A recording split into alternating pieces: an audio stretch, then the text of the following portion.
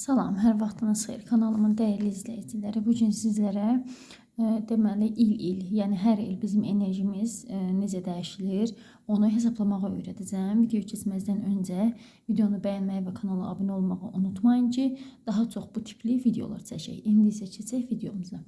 Əzizlərim, deməli, misal üçün bu şəxs ayın 12-si 8-ci ay dünyaya gəlibdir.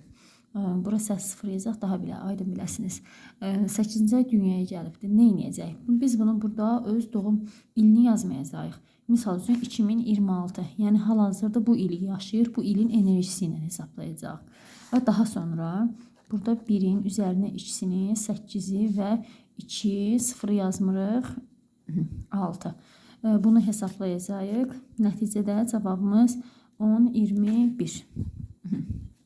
21. 21-i də öz daxilində toplayacaq. 2 üstəgəl 1, o da eləyəcək 3. Deməli, bu şəxs, yəni ayın 12-si 8-ci ay dünyaya gəlmiş. Yəni ilin fərqi yoxdur. 98-də olar, 99-da olar, 2000-də olar. Hətta onun qabaqçılar da olur. İlin fərqi yoxdur. Bu ili hesablayıb biz buradan bu illik enerjisini hesablayıb öyrənmiş olacaq.